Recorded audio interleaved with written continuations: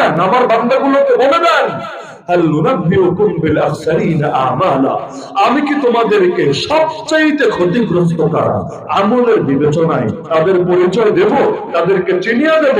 এরপর আল্লাহ বলছেন, নবী বলে দেন, এরা হলো ওই সমস্ত কপাল পোড়া, আল্লাযীনা যাল্লা সাইহুম ফিল হায়াতিদ দুনিয়া ওয়া হুম ইয়াহসাবুনা আন্নাহুম ইউহসিনুনা সুনআ, যাদের দুনিয়ার জীবনে সব আমল, সব মেহনত, সব চেষ্টা বরবাদ হয়ে গিয়েছে।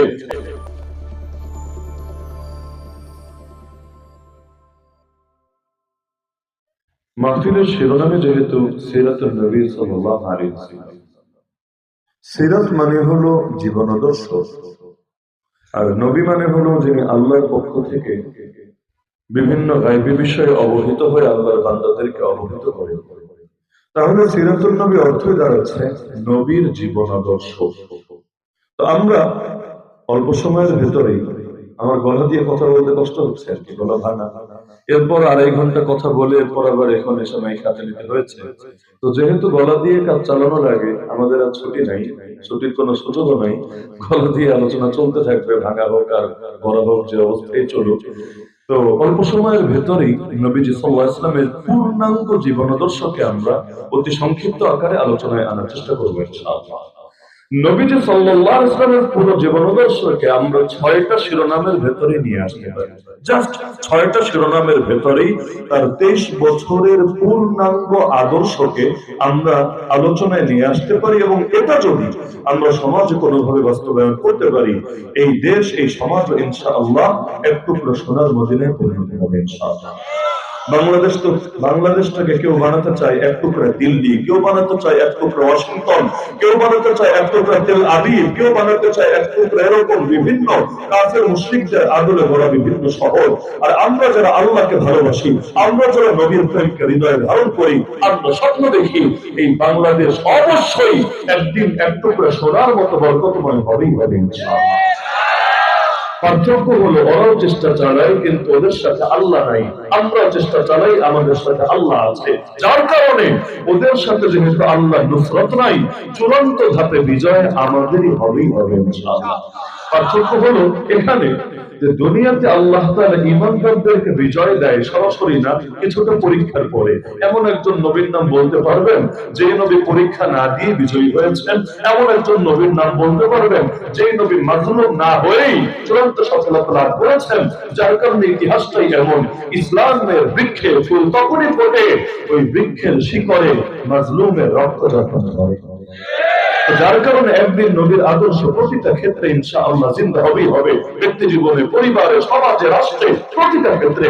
এমনকি এখন তো আমরা স্লোগান দেই, আল কোরআনের আলো ঘরে ঘরে জ্বালো। ইনশাআল্লাহ এক সময় স্লোগান এমন বের হবে, আল কোরআনের আলো পার্লামেন্টেও জ্বালো, আল কোরআনের আলো বিচারালয়েও জ্বালো, আল কোরআনের আলো রাষ্ট্রের প্রতিটা সেক্টরে অবশ্যই জ্বালো। আমার নবীর জীবনাদর্শকে যে 6টা শিরোনামের অধীনে আমরা আনতে পারি, প্রথমে মূল শিরোনাম গুলো বলি, তারপর প্রতিটা বিষয়ে সামান্য ধারণা দেওয়ার চেষ্টা করবো ইনশাআল্লাহ। 1 নম্বর শিরোনাম হলো ঈমান এবং আকীদা। আল্লাহর নবীর জীবনাদর্শকে বুঝতে চাইলে 1 নম্বরে যে বিষয়টা সবার উপরে আসবে সেটা হলো ঈমান এবং আকীদা। আল্লাহ রাসূল সাল্লাল্লাহু আলাইহি ওয়াসাল্লাম হেরা গুহায় ওই আসার পরে যখন রবের পক্ষ থেকে আদিষ্ট হয়ে দাওয়াত শুরু করলেন, এই যে মক্কায় তিনি 13টা বছর থাকলেন, কিসের দাওয়াত দিলেন, কিসের মেহনত করলেন?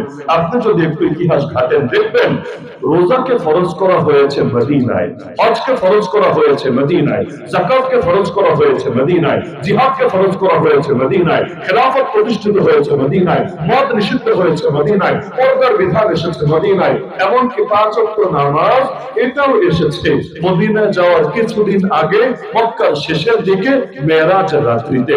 এর আগ পর্যন্ত নবী করলেনটা কি, নবী বললেনটা কি, নবীর মেহনতের মূল প্রতিপাদ্য ছিলইটা কি, নবীর দাওয়াতের মূল ফোকাস ছিলই কি? সেটাই হলো ঈমান, সেটাই হলো আকীদা। যে ঈমান ছাড়া কোন ব্যক্তি কখনোই মুক্তি লাভ করতে সক্ষম হবে না।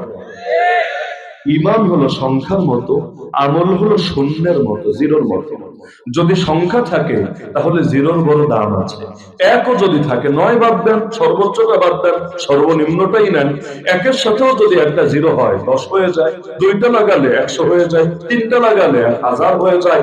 যত বাড়বে তত এর গুরুত্ব এবং এর সম্মান বাড়তে থাকবে। লেকিন সংখ্যাটা যদি উঠিয়ে নেওয়া হয়, এরপর শূন্য শূন্য শূন্য শূন্য শূন্য এবং হাজার হাজার লক্ষ লক্ষ কোটি কোটি শূন্য লেখা হয়, এই শূন্যের কি দাম আছে?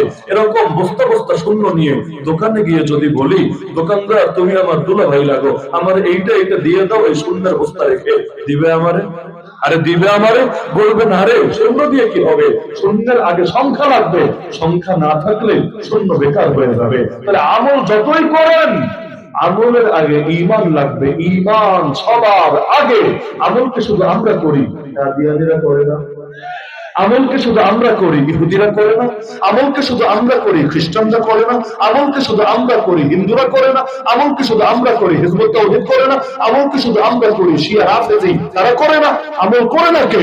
কিন্তু আমল দিয়ে কি হবে যদি ঈমানে ভেজাল থাকে? কাদিয়ানে নামাজ পড়তে পড়তে যদি কপালে দাগ ফেলে যায়, দান সৎকা করতে করতে যদি রাস্তা নিঃস্ব হয়ে যায়, রোজা রাখতে রাখতে যদি পেট শুকিয়ে পিঠের সঙ্গে লেগে যায়, হজ করতে করতে, উমরা করতে করতে বছরের বেশিরভাগ টাইম যদি তার ফোনে কেটে যায়, লেকিন ও যদি এই অবস্থায় মরে, ডাইরেক্ট জান্নাতে না ডাইরেক্ট জাহান্নামে।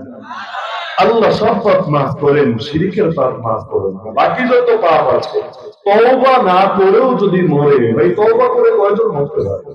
ওই কপাল কয়জনের জোটে? আমি তো দেখেছি কাশিমপুরে 1 বছর থাকাকালীন যাদের ফাঁসি হয়েছে আমাদের চোখের সামনে, একজন দুজন না, বহুত মানুষকেই দেখেছি শেষ দিনগুলো। আমার কাছে মনে হয়েছে যদিও ফাঁসিটা বড় কষ্টকর, কোনো সন্দেহ নেই, আর ফাঁসির পরের দৃশ্যটা আরো বেদনাদায়ক, কারো জিহ্বা খুলে যায়, কারো চেহারাও বিকৃত হয়ে যায়। লেকিন যাদের ফাঁসি হয়েছে তাদের 2-1 বাদ দিলে অধিকাংশকেই দেখেছি শেষের দিনগুলো আলহামদুলিল্লাহ আলহামদুলিল্লাহ এমন সুন্দর ভাবে কেটেছে। ওই নামাজ আমরা কোথায় পাবো? ওই সিজদা আমরা কোথায় পাবো? ওই তওবা আমরা কিভাবে করব? যে জানতে পারছে 2 দিন পর আমার মরণ, যে জানতে পারছে 2 ঘন্টা পর আমার মরণ, আর ওই সময় দিলের যে হালত থাকে, আমি যদি ঘন্টার পর ঘন্টা ওয়াক করে রাতও কাটায় নেই, এই দিলের হালত হবে না, হওয়া সম্ভব না। একদিকে তো কষ্ট, বান্দার ফাঁসি হচ্ছে, কিন্তু আরেকদিকে ভালো লাগাও কাজ করতো। তওবা করে প্রস্তুত হয়ে আল্লাহর সামনে নিজেকে হাজির করতে পারছে, কিন্তু হঠাৎ হার্টবিট বন্ধ হয়ে যে মরে, পাপের হালতে যার প্রাণ চলে যায় আল্লাহর কাছে।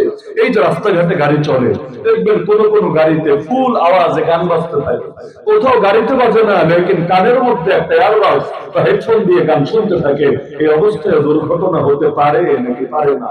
যদি হয়, একটা কবিরা গুনাহ চলাকালেই তো আল্লাহর বান্দার মরণ হয়ে যাচ্ছে। 2-4 মাস আগে পত্রিকায় আসলো এক নিউজ, এক গাড়ির ভিতর 2টো লাশ পাওয়া গিয়েছে। এমন অবস্থায় যাদের গায়ে কোনো জামা নাই, এক পুরুষ এক মহিলা শারীরিক মেলামেশা করছিল, ওই অবস্থায় গাড়ির পেছনের সিটে 2জনের মৃত্যু হয়েছে। পরবর্তীতে সাংবাদিকরা ঘাটাঘাটি করে দেখলো মূলত তাদের ভেতরে পরকীয়া সম্পর্ক ছিল, স্বামী স্ত্রী না, পরকীয়া সম্পর্ক ছিল। একজন সরকারি কর্মকর্তা আর মহিলা সেও চাকরি করত। ব্যাস, ওই পাপ করা অবস্থায় কি হয়েছে আল্লাহ ভালো জানে, ওই রহস্য এখনো বের হয়েছে কিনা আমার জানা নাই। যে কোনো ভাবে তারা দুজনই সেখানে মরেছিল, আর বাকি মানুষগুলো ওই অবস্থায় তাদেরকে পেয়েছিল। কতই না নিকৃষ্ট এই মরণ। আল্লাহ আমাকে আমাদের সবাইকে এরকম নিকৃষ্ট মৃত্যু থেকে হেফাজত করুন। কত মানুষ ভাই রাতের বেলা পাপ করতে করতে ঘুমায়, ওই ঘুম যদি কোনোদিন না ভাঙে, তার মরণটা কেমন মরণ হলো, আর কিয়ামতের দিন কোন মুখ নিয়ে দাঁড়াবে আল্লাহর সামনে। তাহলে দুনিয়াতে বহু পাপী তো আছে, লেকিন কারো ঈমান যদি ঠিক থাকে, কিয়ামতের দিন বহুত পাপীকে আল্লাহ নিজ দয়ায় বা নবীর সুপারিশে মাফ করবেন, এক মুহূর্তের জন্য জাহান্নামে না ফেলে। যেমন হাফেজে কোরআন, এই যে মাদ্রাসাগুলো থেকে তৈরি হয় প্রতি বছর বহুত হাফেজে কোরআন, হাফেজে কোরআনের সুপারিশ আল্লাহ রাব্বুল আলামিন এমন 10 জনের ব্যাপারে, 40 জন অনেকে বলে কিন্তু সেটা দুর্বল বর্ণনা, এমন 10 জনের ব্যাপারে কবুল করবেন যাদের ব্যাপারে ইতিমধ্যে জাহান্নামের ফয়সালা হয়ে গিয়েছে। শহীদের সুপারিশ আল্লাহ এরকম বহুজনের ব্যাপারে কবুল করবেন যাদের ব্যাপারে জাহান্নামের ফয়সালা হয়ে গিয়েছে। নবীজির সুপারিশ আল্লাহ এমন বহু বান্দার ব্যাপারে কবুল করবেন যাদের ব্যাপারে জাহান্নামের ফয়সালা হয়েছে। আমলে দুর্বলতা থাকলেও মাফ পাওয়ার একটা আশা আছে কিনা দিলের ভেতরে, তাও ডাইরেক্ট যদি মাফ নাও পাওয়া যায়, নির্দিষ্ট সময়ে জাহান্নামে পড়ার পর, জাহান্নামে ভোগার পর একদিন না একদিন মুক্তি কিন্তু মিলবেই মিলবে। লেকিন ইমানে যদি শিরিক থাকে, ইমানে যদি শিরিক থাকে, কিয়ামতের দিন সব আমল যাবে মিশে, সব আমল যাবে বরবাদ হয়ে। এজন্য আল্লাহ কোরআনে বলেন সূরা কাহফের শেষের দিকে, কুল, হে নবী বলে দেন, আমার বান্দাগুলোকে বলে দেন, হাল নুনাব্বিউকুম বিল আখসারিনা আমালা, আমি কি তোমাদেরকে সবচাইতে ক্ষতিগ্রস্ত কারা আমলের বিবেচনায় তাদের পরিচয় দেব, তাদেরকে চিনিয়ে দেব। এরপর আল্লাহ বলছেন নবী বলে দেন, এরা হলো ওই সমস্ত কপাল পোড়া আল্লাযীনা যাল্লা সাইহুম ফিল হায়াতিদ দুনিয়া ওয়া হুম ইয়াহসাবুনা আন্নাহুম ইহসিনুনা সুনআ, যাদের দুনিয়ার জীবনে সব আমল, সব মেহনত, সব চেষ্টা বরবাদ হয়ে গিয়েছে, অথচ তারা ভাবতো তারা বড় নেক আমল করছে। এরা কারা? পরের আয়াতে আল্লাহ ব্যাখ্যা দিয়েছেন, উলাইকাল্লাযীনা কাফারু বিআয়াতি রাব্বিহিম ওয়া লিকাই, এরা ওই সমস্ত লোক যাদের ভেতরে কুফরি আকীদা ছিল, ওই কুফরি আকীদার কারণে সব আমলকে আল্লাহ বরবাদ করে দিয়েছেন। তাহলে শিরিকের গুনার কোনো মাফ আছে? শিরিক নিয়ে কেউ যদি মরে, ওই পাপ আল্লাহ কোনোদিন মাফ করবেন? দুনিয়াতে দেখেন না মহিলারা স্বামীদের কত অপরাধ মাফ করে দেয়। স্বামীরা তো এমনিও নারীদের কাছে ভরা, আর আল্লাহ রাসূল সাল্লাল্লাহু আলাইহি ওয়াসাল্লাম বলেছেন, তোমাদের মধ্যে সেরাকে জানো, তোমাদের মধ্যে উত্তমকে জানো? যাকে সমাজ উত্তম বলে সে না, বরঞ্চ যে নিজের স্ত্রীর কাছে উত্তম, সে আসলেই তোমাদের ভেতরে সর্বোত্তম। কথা এখানেই শেষ করেন নাই, তিনি বলেছেন, আমি আমার স্ত্রীদের নিকট সর্বোত্তম, আমি আমার স্ত্রীদের নিকট সর্বোত্তম। কেন? কারণ স্ত্রীর সামনে মানুষের আসল চেহারাই থাকে। এরপর স্ত্রীরা স্বামীদের বহুত অপরাধের ব্যাপারে নীরব থাকে নাকি থাকে না? কিন্তু সতীনের ব্যাপারে স্বামীর 1000টা পাপ মাফ করবে, লেকিন যদি টের পায়, এমনকি এইটাও মাফ করবে স্বামী তলে তলে কারো লগে টাঙ্কি মারে, এইটাও হয়তো একটু বুঝায় শুনে ধীরে ধীরে লাইনে আনার চেষ্টা করবে। লেকিন স্বামী কাউকে দ্বিতীয় বউ, তৃতীয় বউ, চতুর্থ বউ বানানোর চেষ্টা চালাচ্ছে, এটা যদি কোনো স্ত্রী টের পায়, আর চুপ করে বসে থাকবে? বলবে আর বসে থাকার সময় নাই, এখন দুর্বার আন্দোলন করে তুলতে হবে, থাকবো না তো বদ্ধ করে দেখবে এবার জগৎটাকে স্বামীরাও দেখায় ছাড়বো কত ধানে কত চাল হতে পারে। এটাই বাস্তবতা না? তো নারীরা সতীনের ব্যাপারে এত খেপা কেন? কারণ শিরিক, শিরিক, শিরিক, ভালোবাসায় শিরিক হোক, এটা স্ত্রী চায় না। পৃথিবীর কোন স্ত্রী অভ্যাসগত ভাবে এটা হয়তো সহজে নিতে পারে না, ন্যাচারাল ব্যাপার, এটা তাদের প্রাকৃতিক দুর্বলতা। অথচ স্ত্রী হায়াত দিয়েছে না মৌত তার হাতে, স্ত্রী উপকার করেছে না ক্ষতি তার হাতে, স্ত্রী আপনার খোদা লাগে না আপনার রব না আপনার মাহবুদ লাগে। এরপর স্ত্রী যদি সতীন সহ্য করতে না পারে, বিয়ের পর অনেকের ঝামেলা হয় মা আর স্ত্রীকে একসাথে রাখার ক্ষেত্রে। মা মনে করে এই মহিলা এসে আমার সন্তানের ভালোবাসাকে তার দিকে ডাইভার্ট করে নিয়েছে, স্ত্রী মনে করে সে তার মাকে কেয়ার করে আর আমার ব্যাপারে গাফলতি করে। এই যে ভুল বোঝাবুঝি শুরু হয় কেন? শিরিক, শিরিক। সে মনে করে আমার ভালোবাসায় মনে হয় শিরিক ঢুকেছে। দুনিয়ার মানুষ যারা খোদা না, যারা রব না, যারা মাহবুব না, যারা খালেক না, যারা মালিক না, যারা রাজ্জাক না, যারা কিছুই না, তারাই যদি শিরিক সহ্য করতে না পারে, যেই রব যিনি সৃষ্টি করেছেন, যিনি নিয়ন্ত্রণ করেন, যিনি পরিচালনা করেন, যিনি বান্দাকে সবচাইতে বেশি ভালোবাসেন, তিনি কিভাবে শিরিক পছন্দ করতে পারেন? কারাগারে আমাকে প্রশ্ন করলো, আপনারা জান্নাতের ঠিকাদারি কিভাবে নিলেন? প্রশ্ন শুনে আমার মাথা করতে শুরু করলো, কি বলবো, আগে পরে যা বললো সব তো বুঝলাম, এটা আবার কি কথা? জান্নাতের ঠিকাদারি আমরা আবার কবে নিলাম? আমরা তো ধর্মের ঠিকাদারিও নেই। আমরা সবসময় নিজেদেরকে বলি ধর্মের পাহারাদার, ঠিকাদার না। আমরা পাহারাদার, পাহারাদার, ঠিকাদার না। আমরা চাইলেই মন মতো ধর্ম রেখে আচ্ছা করতে পারি না। আমরা পাহারা দিতে পারি, কোনো কিছু ভেতর থেকে হারাতেও দেই না, বাইরের কোনো কিছু ইসলামের নামে ঢুকতেও দেই না।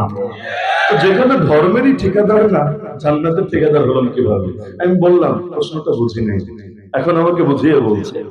এই যে আপনারা কথায় কথায় বলেন নাস্তিকরা জাহান্নামী, সেকুলাররা জাহান্নামী, অমুক তমুক জাহান্নামী, আর ভাবটা এমন আপনারা হেফাজতিরা, হুজুররা আপনারা মনে হয় সব জান্নাতি। মানেটা কি? আপনারা কি মানেন না আল্লাহ সর্বশক্তিমান? এখনো আমার মাথায় ধরছে না, মানে কি? আরো ব্যাখ্যা করে দিচ্ছে। আল্লাহ যদি সর্বশক্তিমান হয়, আল্লাহ কি চাইলে পারে না আপনাদের সবগুলা মোল্লারে ধরে প্যাকেট করে জাহান্নামে ফেলে দিতে, আর সব নাস্তিক গুলোর ধরে আদর করে জান্নাতে দিয়ে দিতে? বলেন, আল্লাহ পারে নাকি পারে না? এখন আমি বললাম, এখন আমি বুঝলাম আসলে তার ঝামেলাটা কোথায়, আসলে তার ঝামেলাটা কোথায়, কেন সে এটা বলছে। কারণ সে এটা শিখেছে ইন্নাল্লাহ আলা কুল্লি শাইইন কাদির, নিশ্চয়ই আল্লাহ সর্ব বিষয়ে পরিপূর্ণ ক্ষমতাবান। এবার আমি ঠান্ডা মাথায় বললাম, ওইখানে তোর গরম হওয়ার সুযোগ নেই, গরম হলে তো মায়ের একটাও নিচে পড়বে না, দুই একটা পড়লে এটা আবার উঠায় দিয়ে দিবে। এজন্য আমি ঠান্ডা মাথায় বললাম, দেখেন আল্লাহ সর্বশক্তিমান, এটা আমরা জেনেছি কিভাবে? এটা তো আমরা নিজেরা বানাই নাই, এটা আমরা জেনেছি আল্লাহর বাণী থেকে, কোরআনের আয়াত থেকে। যেই কোরআন থেকে জেনেছি আল্লাহ সব পারে, একই কোরআন থেকে জেনেছি আল্লাহ কাফের মুশরিকদের জন্য জান্নাতকে হারাম করে দিয়েছে। আল্লাহর কথা সবই মানতে আমরা বাধ্য। এমন না একটা মানি আর একটা মানি না, একটা মানি আর একটা প্রত্যাখ্যান করি। আল্লাহ পারেন, সব পারেন, কোনো সন্দেহ নাই। আল্লাহ পারেন, সব পারেন, কোনো সন্দেহ নাই। কিন্তু আল্লাহ পারার পর অনেক কিছু করবেন না, এতেও দ্বিধার কোনো অবকাশ নাই। কারণ কোরআনে আমি দুইটা আয়াত শোনালাম যে আল্লাহ বলেন ইন্নাহু মান ইউশরিক বিল্লাহ, যে ব্যক্তি আল্লাহর সঙ্গে শিরিক করবে, শিরিক ফাকাদ হারামাল্লাহু আলাইহিল জান্নাহ, আল্লাহ তার জন্য জান্নাতকে হারাম করে দিয়েছেন। ওয়া মাওয়াহুন নার, তার একমাত্র ঠিকানা হবে জাহান্নাম। ওয়া মা লিল-যালিমিনা মিন আনসার, এরকম জালেমদের কোনো সাহায্যকারী থাকবে না। দ্বিতীয় আয়াত শোনালাম ইন্নাল্লাহা লা ইয়াগফিরু আন ইউশরাকা বিহি, নিশ্চয় আল্লাহ তার সঙ্গে করা শিরকের পাপ মাফ করবেন না। ওয়া ইয়াগফিরু মা দুনা যালিকা লিমান ইয়াশা, এর নিচে যত পাপ আছে আল্লাহ মাফ করবেন, তবে সবার জন্য না, লিমান ইয়াশা, যার ব্যাপারে চাইবেন। আমি বললাম আল্লাহ সব পারেন, এটাও মানি। আল্লাহ শিরকের পাপ, কুফরের পাপ, নাস্তিকতার পাপ মাফ করবেন না, এটাও মানি। এখন আপনি আয়াতগুলো মানেন কিনা একটু ক্লিয়ার করলে ভালো হয়। আলহামদুলিল্লাহ, ক্লিয়ারও করে নাই, মাইনও দেয় নাই, এই টপিকেও আর ঢোকে নাই, আলোচনা চলে গিয়েছে অন্যদিকে, এটা পুরো বাদ দিয়ে দিয়েছে। তাহলে কারো ঈমানে শিরিক থাকলে জান্নাতে যাওয়ার সুযোগ আছে, লেকিন শিরিক ঢুকে গেছে আর সমাজের মধ্যে। আমাদের বহুত মানুষ এমন যাদের নামাজের রব একজন, রাজনীতির রব আরেকজন, যাকাতের রব একজন, অর্থনীতির রব আরেকজন, হজের রব একজন, বিচার আচারের রব আরেকজন। নামাজ পড়বে কোরআন দিয়ে, কোন আপত্তি নাই তার, কারণ কোরআন বাদ দিয়ে নামাজ পড়বে কি দিয়ে? গীতা দিয়ে নামাজ হয়, বাইবেল দিয়ে নামাজ হয়, ত্রিপিটক দিয়ে নামাজ হয়, দেশের সংবিধান দিয়ে নামাজ হয়? নামাজ তো পড়তে হবে কোরআন দিয়ে। কিন্তু সে যখন বিচারক হবে, আপনি গিয়ে যদি তাকে একটা কোরআন দেন, হে মহামান্য বিচারক, হে ম্যাজিস্ট্রেট, হে জাজ, হে জাস্টিস, আমাকে কোরআন দিয়ে আপনি বিচার করে দেন, বাংলাদেশের একটা আদালতের নাম বলেন যেখানে আমাকে কোরআন দিয়ে বিচার করে দেবে? দিবে? দিবে? দিবে না তো দিবেই না। উল্টো দেশের পরিস্থিতি খারাপ থাকলে বলতে পারে, কিরে তোর কথায় জঙ্গিবাদের গন্ধ আসছে। জঙ্গিবাদ শব্দ যদি নাও বলে, কমাস কম বলবে কিরে মৌলবাদের উত্থান দেখা যাচ্ছে, মৌলবাদের গন্ধ পাওয়া যাচ্ছে। তাহলে কোরআন দিয়ে নামাজ পড়তে আপত্তি নাই, তো কোরআন দিয়ে বিচার করতে তার বড় আপত্তি আছে। তার মানে আল্লাহকে মসজিদ অ্যাক্সেস দিয়েছে, কিন্তু রাষ্ট্রে বিচারালয়ে আল্লাহর অ্যাক্সেস দিতে রাজি না। দেখেন না, আমাদের সংবিধানের 4 মূলনীতির এক মূলনীতি হলো ধর্ম নিরপেক্ষতা। তার ধর্মের ব্যাপারে নিরপেক্ষ থাকতে হবে। ভালো কথা। মানে কি? মানে হলো ধর্ম থাকবে মসজিদে, ধর্ম থাকবে মাদ্রাসায়, ধর্ম থাকবে মাহফিলে, ধর্ম থাকবে টঙ্গী মাঠে, ধর্ম থাকবে মার্কাজে, ধর্ম থাকবে খানকায়। বাকি জায়গায় কি থাকবে? না, বাকি জায়গায় ধর্ম চলবে না, আল্লাহ চলবে না, নবী চলবে না, কোরআন চলবে না। তাহলে কি চলবে? মানুষের বানানো আইন চলবে। কি চলবে? ব্রিটিশের শিক্ষা দেওয়া আদর্শ চলবে। কি চলবে? কাফের মুশরিকদের দাওয়াত চলবে। লেকিন সেখানে আল্লাহ এবং তার রাসূলের আদর্শ চলতে দেওয়া যাবে না। কেমন আছে নাকি নাই? প্রকাশ্যে বলে আমরা শরীয়তের আইন মানি না। শরীয়তের আইন কি তোর বাপের আইন? শরীয়তের আইন কি তোর নেতার আইন? মনে চাইলে মানব, মনে চাইলে মানব, এই সুযোগ করে দিয়েছে কে? শরীয়তের আইন মানে আল্লাহর আইন। শরীয়তের আইন মানে রাসূলের শিখানো আইন, রাসূলের বানানো না, আল্লাহর দেওয়া, নবীর শিখানো। আল্লাহর দেওয়া, নবীর শিখানো। কেউ যদি বলে শরীয়তের আইন মানে না, তার মানে সে আল্লাহ এবং তার রাসূলের আইন মানতে রাজি না। এই বছর রবিউল আউয়াল, মাত্র 1 মাস আগে, এমন এমন নেতারাও নবীর জন্মে শুভেচ্ছা জানিয়েছে যারা প্রকাশ্যে নবীর আইন বুড়ো আঙ্গুল দেখানোর চেষ্টা করে। এটা আবার কেমন প্রেম রে ভাই? প্রেম উপচে পড়ে, ভালোবাসা উপচে পড়ে, মহাব্বত উপচে পড়ে, তো তার আদর্শের নাম শুনলেও গায়ের মধ্যে চুলকানি ওঠে। এইটারে মহাব্বত বলে না ভণ্ডামি বলে? মায়ের মহব্বতে দেওয়ানা, কিন্তু মায়ের টাকা পয়সা দেয় না। মা বাড়িতে বড় কষ্টে, মা ওষুধ কেনার পয়সা পায় না, লেকিন চিঠি লিখতে বসলে বাহ বাহ, মায়ের প্রেমে পুরোই দেওয়ানা। এমন ভণ্ড এই দেশে আছে নাকি নাই? দেশপ্রেম আর টকশোতে বসলে দেশপ্রেম যেন চুয়ে চুয়ে পড়ে, লেকিন দেশের সম্পদ সব বিদেশে পাচার করে বিদেশে গিয়ে বেগম পাড়ায় বাড়ি করে, কারণ জানে এই দেশে বেশি দিন থাকতে পারবে না। আকাম কুকাম যে হারে উড়েছে, দুদিন আগে বা পরে ভাবতে তো হবেই হবে। এই জন্য ভাগনের জায়গাটা আজ থেকে ঠিক করে আমাদের চাইতে একদিক থেকে ভালো আছে। আমরা সবাই জানি আমরা মরবো, যাবো দুনিয়া থেকে, তো যেখানে যাব ওখানে বাড়ি বানানোর চিন্তা নাই, যেখানে যাব ওখানে সুখে থাকার চিন্তা নাই। অন্তত আখেরাত না মানলেও দুনিয়ার লাইনে মেনেছে, দেশ থেকে তো ভাবতেই হবে ইন্ডিয়ার লিঙ্কটা ঠিক রাখি, দেশ থেকে তো ভাবতেই হবে পশ্চিমা বিশ্বের লিঙ্কটা ঠিক রাখি। ওই আকিদা যদি আমাদের ভেতর থাকতো, আমরাও তো মরার আগে নিজেদের জান্নাত ঠিক করে যেতাম। এক বুজুর্গ এক চোরের পায়ে চুমু খেলেন, যে চোরকে হত্যাই করে ফেলা হয়েছে। তিনি যাচ্ছেন, দেখলেন চোরের লাশ গিয়ে পায়ে চুমু খেয়েছে। সবাই বলে ছি হুজুর ছি, এটা কোনো কথা হইল? একটা চোর, এই চোরের পায়ে আপনার চুমু খেতে হলো? তিনি বললেন, আরে ওর পায়ে চুমু খেয়েছে কেন জানো? প্রথমবার যখন চুরি করেছে ওর ডান হাত কাটা হয়েছে, আবার যখন চুরি করেছে বাম হাত কাটা হয়েছে। এভাবে একবার দুবার না, বারবার বারবার বারবার বারবার তাকে শাস্তি দেওয়া হয়েছে। এরপর আল্লাহর বান্দা চুরি ছাড়ে নাই, বরং এই চুরিকে এমন ভাবে আঁকড়ে রেখেছে, শেষে গিয়ে তার জান গিয়েছে, তবুও চুরি বিদ্বেষে যেটা রক্ত করেছে এটা ছাড়তে রাজি হয় নাই। সে যে ইস্তেকামত দেখিয়েছে, যে অবিচলতা দেখিয়েছে। আমি যদি আমার দ্বীনের ব্যাপারে অবিচলতা দেখাতে পারতাম, জান্নাতি হয়ে যেত। তাহলে ওর পাপ নিয়ে আমার মহব্বত আছে এমন না, কিন্তু ওর যে অটলতা, ওর যে অবিচলতা, এইটার ঈর্ষা না করে আসলে পারা যায় না। এজন্য ওর এটাকে আমি ঈর্ষা করলাম। তাহলে ঈমান সবার আগে, মাথায় গেঁথে রাখবেন, ঈমান সবার। আমাদের ঈমান হয়ে গেছে সবার পরে। দল আগে ঈমান পরে, দেশ আগে ঈমান পরে, নেতা আগে ঈমান পরে, ব্যক্তি আগে ঈমান পরে, চাকরি আগে ঈমান পরে, সব কিছুতে ঈমানটা চলে গিয়েছে সবার পরে। এমনকি দেখেন, একটা কথা কেমন কেমন লাগতে পারে তাও বলে ফেলি, এমন কোন ব্যক্তিকে কি নেতা বানানো জায়েজ আছে যে কিনা আল্লাহর বিরুদ্ধে অবস্থান গ্রহণ করে? আল্লাহর বিরুদ্ধে অবস্থান গ্রহণ মানে কি? আপনি জানেন সে সুদের পক্ষের লোক, আপনি জানেন সে বেশ্যাখানার পক্ষের লোক, আপনি জানেন সে মদের পক্ষের লোক, আপনি জানেন সে দুর্নীতির পক্ষের লোক। এমন লোক যদি নেতা হয়, এমন লোক যদি সংসদে যায়, সে যখন আইন বানাবে, সংসদ সদস্যের মূল কাজ কি জানেন? সংসদ সদস্যের মূল কাজ রাস্তা বানানো। এগুলো তো ছিল স্থানীয় সরকারের কাজ, যার কাজ সে করে না, আর যার কাজ না যেটা সে সেইটা আবার ছাড়ে না, রাস্তায় ঢুকে যায় অন্য জায়গায়। রাস্তাঘাট বানানো এমপির মূল কাজ না, এমপির মূল কাজই হলো আইনের কাজ করা, আইন প্রণয়ন করা, আইন ঠিকঠাক করা, আইন বদল করা। এজন্য এমপিকে আরেক ভাষায় বলে বিধান প্রণেতা। পার্লামেন্ট মেম্বার মানে বিধান প্রণেতা। আপনি কারে বিধান প্রণেতা বানাচ্ছেন? কারে? যে গিয়ে সংবিধানে লিখবে সকল ক্ষমতার মালিক আল্লাহ না, সকল ক্ষমতার মালিক জনগণ। আপনি কাকে বানাচ্ছেন? যে বেশ্যাখানার লাইসেন্স দিবে, যে মদের বারের লাইসেন্স দিবে, যে অর্থ সংস্কৃতি ছড়ায় দিবে, যে দেশটাকে ভাস্কর্য মূর্তির দেশে পরিণত করবে, তারে যদি আপনি নেতা বানান, অপরাধ কি শুধু তার কাছে যাবে না আগে আপনার কাছে আসবে? উপরে থুতু ছুড়লে সেই থুতু আসমানে যাবে না, থুতু নিচের গায়ে আসবে। এমনকি এই যে বাংলাদেশে মানুষ সরকারের গালি দেয় না, এটা তো এই দেশের কালচারই ভাই, সব সময় গালির উপর রাখবে।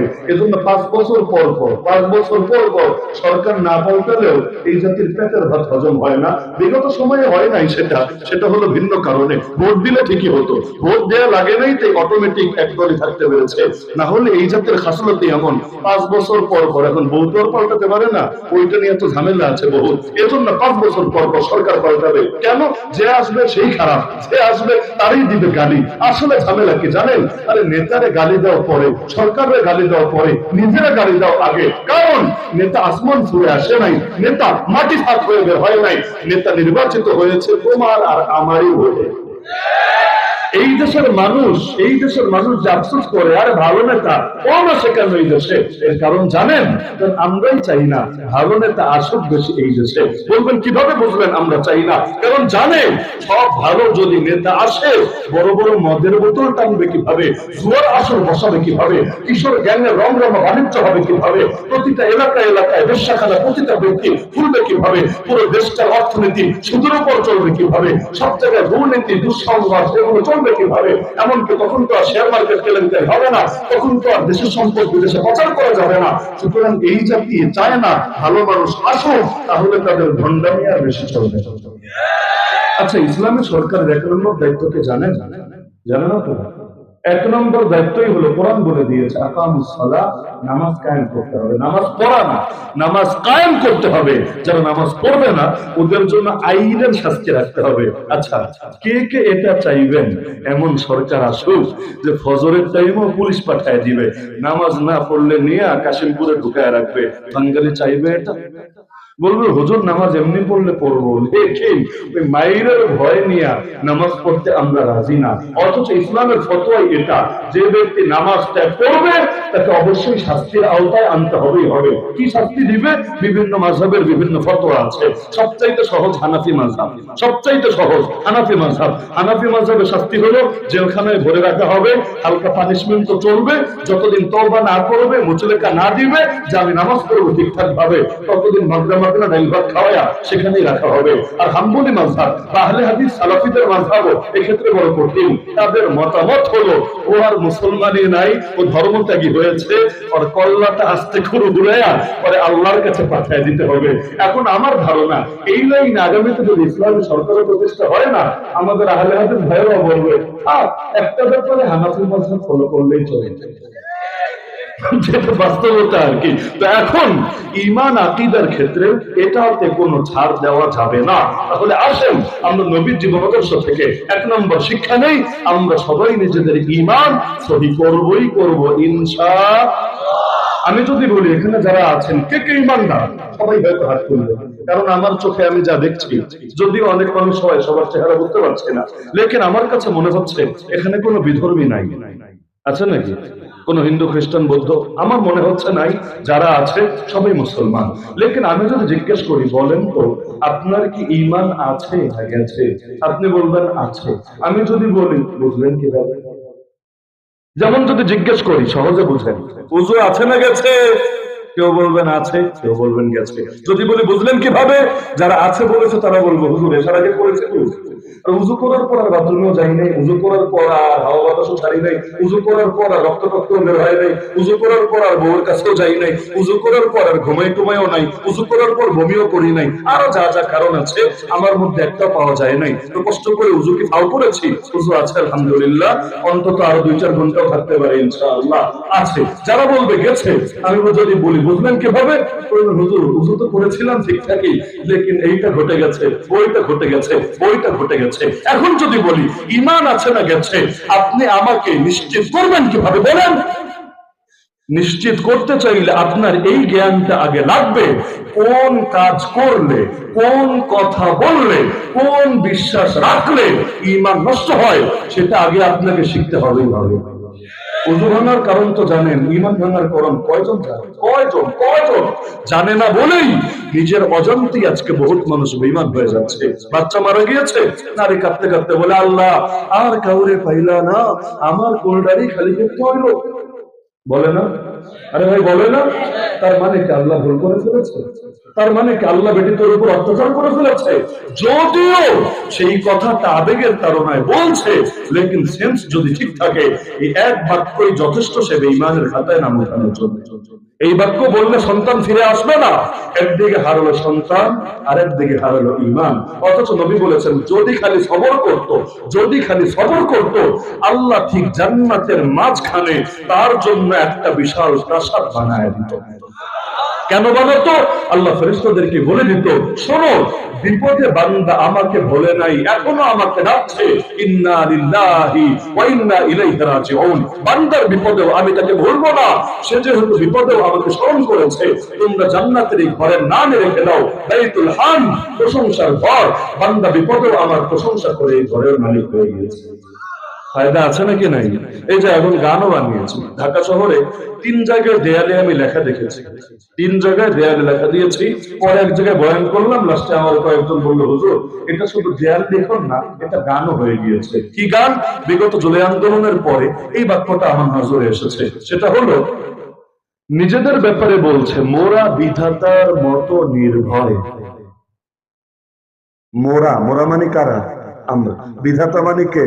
আল্লাহ। তার মতো নির্ভয়, নির্ভয় মানে কি? ভয় ডর নাই। মানে আল্লাহর কি ভয় আছে নাকি? নাউজুবিল্লাহ। আল্লাহর কোন ভয় আছে? আল্লাহর যেমন ভয় নাই, আমাদের জুলাই আন্দোলনে যারা আমরা ছিলাম, আমাদের আল্লাহর মতো, আল্লাহর মতো, বাঘ টাইগারের মতো না, আল্লাহর মতো আমাদের কোনো ভয় নাই। তুলনা দিল কার সাথে? তুলনা দিল কার সাথে? কারণ আল্লাহ ছাড়া আর কোনো বিধাতা, আর কোনো রব, আর কোনো খোদা, আর কোনো মাহবুব, আর কোনো সুস্থ, আর কোনো পরিচালক আছে?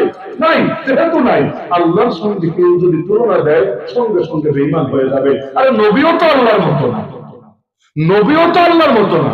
কেউ যদি বলে নবী আল্লাহর মতো, ঈমান থাকবে? নাউযুবিল্লাহ। কোন এক গুণের ক্ষেত্রেও নবী আল্লাহর মতো হতে পারে না। তাহলে বাক্যটা যারা বলেছে, বলেছে হয়তো সরল মনে, লেকিন এই বাক্যটার অর্থের দিকে তাকালে ঈমান নিয়ে কি সন্দেহ জাগবে নাকি জাগবে না? এজন্য কথা বলতে সাবধান, কাজ করতে সাবধান, বিশ্বাস রাখতে সাবধান। যেমন সকল ক্ষমতার মালিককে, অথচ বাংলাদেশের সংবিধান আমার শিখায় সকল ক্ষমতার মালিক নাকি জনগণ। এজন্য জনগণ ক্ষমতার মালিক হয়ে দেশখানা খুলে দিয়েছে, জনগণ ক্ষমতার মালিক হয়ে সুদরে হালাল করে দিয়েছে, জনগণ ক্ষমতার মালিক হয়ে গান্ডাজনার বৈধতা দিয়ে দিয়েছে, জনগণ ক্ষমতার মালিক হয়ে কত হারাম হালাল বানিয়ে রেখেছে। অথচ আল্লাহর যদি ক্ষমতার মালিক মানত, আল্লাহ যা হারাম করেছেন তা হারামই থাকবে, আল্লাহ যা হালাল করেছেন তা চিরকাল হালালই থাকবে। আল্লাহর অধিকার কেড়ে নিয়ে মানুষের মধ্যে ভাগাভাগি করে দিয়েছে। নাউযুবিল্লাহ। তাহলে ঈমান সবার, ঈমান সবার আগে। আপনাদের কাছে ঈমানের লাইনে আমার দুইটা রিকোয়েস্ট, জাস্ট দুইটা রিকোয়েস্ট। এক নম্বর রিকোয়েস্ট হলো প্রত্যেকে আল্লাহর ওয়াস্তে ওযু ভাঙার কারণ, নামাজ ভাঙার কারণ, হজ রোজা ভাঙার কারণ যেভাবে শেখেন, ঈমান ভাঙার কারণটা আল্লাহর ওয়াস্তে হাত জোর করে বলি, ঈমান ভাঙার কারণগুলো, অন্তত প্রচলিত কারণগুলো যেগুলো সমাজে বেশি চলে, এগুলো আল্লাহর ওয়াস্তে শেখার চেষ্টা করবেন। আমার লজ্জা লাগে যেই কোরআনের প্রথম আয়াতে ছিল তুমি পড়ো তোমার রবের নামে যিনি সৃষ্টি করেছেন, এটাই কোরআনের প্রথম আয়াত না? তো যেই কিতাব শুরুই হলো তুমি পড়ো, এমনকি কিয়ামতের দিন আল্লাহ বলবেন বান্দা নিজের আমলনামা নিজেই পড়ো, নিজের আমলনামা নিজেই পড়ো। তো শুরুতেও পড়ো, শেষেও পড়ো। ওই জাতি দ্বীনের ব্যাপারে সবচাইতে বেশি মূর্খতা প্রদর্শন করে। আমি যদি বলি এখানে আমরা যারা আছি, তো পুরো বাংলাদেশে যত মুসলমান আছে, অধিকাংশ মুসলমানের ফরজে আইন পরিমাণ ইলম নাই। যতটুকু ইলম ফরজ সবার উপর, মাদ্রাসায় পড়া ফরজ না, তো যতটুকু জ্ঞান ধর্মের ব্যাপারে রাখা ফরজ, অধিকাংশ অধিকাংশ মুসলমানের অতটুকু জ্ঞানও নাই। আমার কথাটাকে মিথ্যা হবে? আমার কথাটাকে ভুল হবে? যদি মনে করেন মিথ্যা হবে, নিজেরাই যাচাই করে নিয়েন, এটাই বাস্তবতা। এজন্য এক নম্বর দায়িত্ব আমি আপনাদেরকে দিতে চাই, ঈমান কোন কোন কারণে ভাঙে আল্লাহর ওয়াস্তে সেটা শিখবেন, যাতে করে নিজের ঈমানটা হেফাজত করা যায়। দুই নম্বর হলো শিখতে তো সময় লাগবে, তাই না? শিখতে তো সময় লাগবে, তাই না? একদিনই তো শেখা হবে না। এর আগে ডাক্তারের কাছে গিয়ে ফুল বডি চেক আপ দেয় না? ফুল বডি চেক আপ দেয় না কেন? কোথায় রোগ লুকায় আছে, ভাইরাস লুকায় আছে, আমি হয়তো বুঝতে পারছি না, ভেতরে আমার ক্ষতি হয়ে যাচ্ছে। আসেন না ঈমানটারে একবার এভাবে ফুল স্ক্যান দেই, ঈমানটাকে এভাবে ফুল চেক আপ দেই। সম্ভব নাকি সম্ভব না? বলবেন হুজুর এটা আবার কিভাবে দিব? মেশিন কোথায় আছে? আলহামদুলিল্লাহ, যোগ্য বিজ্ঞ প্রাজ্ঞ হক্কানি উলামায়ে কেরামের কাছে আছে। আপনি যান, গিয়ে বলেন হুজুর আমার ঈমান ঠিক আছে কিনা একটু চেক দেন। তো কমন কমন কমন যে কুফর শিরক গুলো আছে, এগুলোকে সামনে রেখে তিনি জাস্ট কয়েকটা কোয়েশ্চন করলেই বুঝে আসবে আপনার ঈমান কি ঠিক আছে নাকি ভেতরে কোনো ভেজাল ঢুকেছে। এজন্য লজ্জা লাগে, মুসলমানও আজকাল নিজেরে সেকুলার দাবি করে। মুসলমানও নাকি আবার সেকুলার হতে পারে। দুদিন পর বলবে মুসলমান তো ভাই হিন্দু হইতে পারে, মুসলমান তো ভাই খ্রিস্টান হইতে পারে, মুসলমান তো ভাই ট্রান্সজেন্ডার হইতে পারে। নাউজুবিল্লাহ। অথচ দুই বিপরীত জিনিস কখনো জমা হতে পারে না। তাহলে ঈমানের ব্যাপারে সচেতন হবেন তো ইনশাআল্লাহ।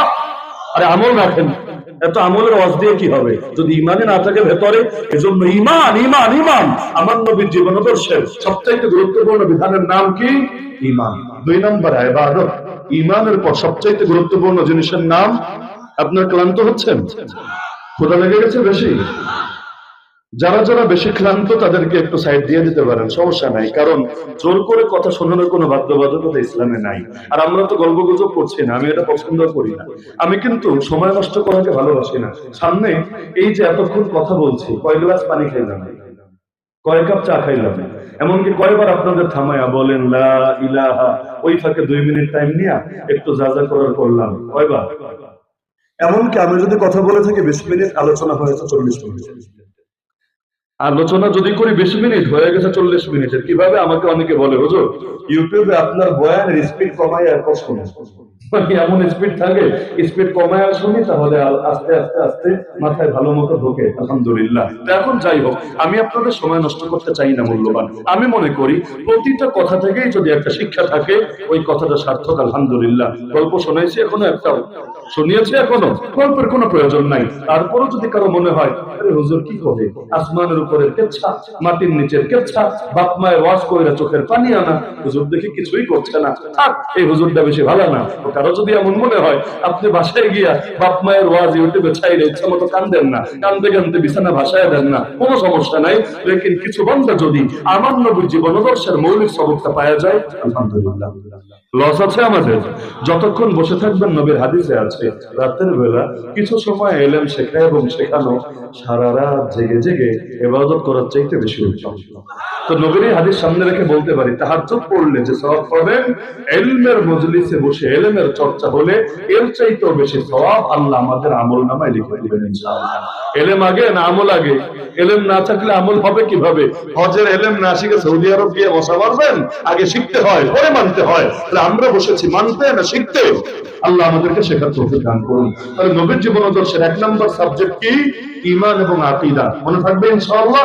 2 নম্বর হলো ইবাদত। 2 নম্বর হলো ইবাদত। ইবাদতের ক্ষেত্রে নিজের কোনো যুক্তি তর্ক চলে না। ইবাদতের ক্ষেত্রে আমার আপনার কোনো রীতিনীতি চলবে না। ইবাদতের ক্ষেত্রে আল্লাহ রাসূল যেটা শিখিয়েছেন সেটাই চূড়ান্ত কথা। কোন ব্যক্তি দিয়ে নতুন নতুন ইবাদত আবিষ্কার ইসলাম কখনোই অ্যালাউ করে না। ইবাদতের ক্ষেত্রে জাস্ট একটা মূলনীতি মাথায় রাখবেন, এটা কি নবী করেছেন, সাহাবীরা করেছেন? যদি করেন আমরাও করব, যদি না করেন আমরাও ছাড়বো। ঈদের দিন রোজা রাখেন কে কে? হাত তোলেন। ঈদের দিন রোজা রাখেন কে কে? হাত তোলেন। আর একজনও রাখেন না? বছরে 5 দিন রোজা রাখা যাবে না, 2 ঈদ আর কোরবানির ঈদের পরের 3 দিন। কেন?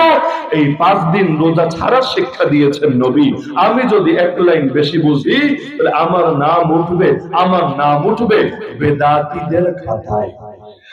তাহলে প্রতিটা ক্ষেত্রে নবী যা করেছেন সেটাই চূড়ান্ত।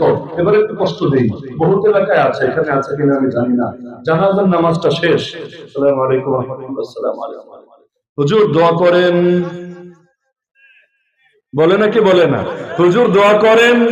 এতক্ষণ কি মশা মারলাম রে ভাই? বলবে না হুজুর এতক্ষণ তো আরবিতে মারছেন, এবার একটু বাংলায় মারে। জানাজার নামাজে দোয়া নাই? জানাজার মূল কাজে দোয়া, আর কোনো কাজ নাই। জানাজার মূল কাজে দোয়া। জানাজায় রুকু কই? জানাজায় সেজদা কই? জানাজায় তো ভাই আল্লাহর রুকু সেজদা দিচ্ছি না, একটা কাজই করছি। প্রথম তাকবীর দিলাম, আল্লাহর প্রশংসা। সানা মানে কি? আল্লাহর প্রশংসা। দ্বিতীয় তাকবীর দিলাম, দ্বিতীয় তাকবীরে হাত উঠান নাকি আবার? দ্বিতীয় তাকবীর দিলাম, তাকবীর দিয়ে নবীর শানে দুরূদ, নবীর শানে দুরূদ। আল্লাহর প্রশংসা হলো, নবীর শানে দুরূদ হলো, দোয়া কবুলের শর্ত পুরা হলো। কারণ নবীর নামে দুরূদ না পড়লে দোয়া আসমানে যায় না। হাদিসে আছে আসমান জমিনের মধ্যে আটকে থাকে। এজন্য আল্লাহর প্রশংসা হলো 1 নম্বর শর্ত, নবীর শানে দুরূদ 2 নম্বর শর্ত। 3 নম্বর তাকবীর দিলাম, দেওয়ার পর কি করি? সূরা পড়ি, তাই না? সূরা কেরাত পড়ি না, কি করি? দোয়া। আল্লাহুম্মা গফির লি হাইয়িনা ওয়া মাইয়িতিনা ওয়া শাহিদিনা ওয়া গায়িবিনা। লম্বা এক দোয়া। এই দোয়া আমার বানানো দোয়া? এই দোয়া নয়নপুর ইমাম উলামা ঐক্য পরিষদের বানানো দোয়া? না এই দোয়া নবীর শেখানো দোয়া? আর নবীরে শিখিয়েছেন কে? নবীর চাইতে ভালো দোয়া কোন হুজুরে করতে পারবে? ওই হুজুরের নামটা আমারে বলে যান না। নবীর চাইতে ভালো দোয়া কেউ করতে পারবে? নবী যে দোয়া শিখিয়েছেন ওই দোয়া চাইতে দামি দোয়া হতে পারে? পারে না। নবীর শেখানো দোয়া পড়া হলো নাকি হলো না? খালি মরার জন্য দোয়া না, জিন্দার জন্য দোয়া। আল্লাহুম্মা গফির হাইয়িনা, হাইয়ুন মানে জিন্দা, মাইয়িত মানে মুর্দা। হে আল্লাহ, যারা জীবিত এদেরও মাফ করেন, যারা মুর্দা এদেরও মাফ করেন। বলতে বলতে লাস্টে গিয়ে আছে, আল্লাহ যাদেরকে বাঁচিয়ে রেখেছেন ঈমানের উপর বাঁচায় রাখেন, যারা মরণ দিবেন ঈমানের উপর ইসলামের উপর মরণ দিবেন। শব্দ হয়তো করে দিলাম, এবার আবার হাত তুলতে হবে কেন? মানে নবীরটা ভাল লাগে না, আল্লাহটা ভাল লাগে না, এইটাই তোর পেট ভরে না, এবার আবার হুজুরের নতুন সেখানে দোয়া করতে হবে। নাউযুবিল্লাহি মিন যালিক। কেমন যেন আগের দোয়াটাকে হেয় করে ফেলেছে। এখন আবার বলবে তো করলাম, সমস্যা নেই, আপনার চুলকায় কেন? করলাম। ঝামেলা হলো এখানে, মরা মানুষের উপকার করা দরকার না ক্ষতি করা দরকার? আপনার বাপ শুয়ে আছে, পারলে উপকার করেন, ক্ষতি কেন করেন? আপনার মা শুয়ে আছে, পারলে উপকার করেন, ক্ষতি কেন করেন? তুমি কিভাবে কথা বললাম? সিম্পল। একটা লাশকে যত দেরিতে কবরে শুয়াবেন তার কষ্ট তত বাড়বে। মাছকে পানি থেকে উঠায়া স্বর্ণের পেয়ালায়ও যদি রাখেন, পানি ছাড়া লাভ নাই।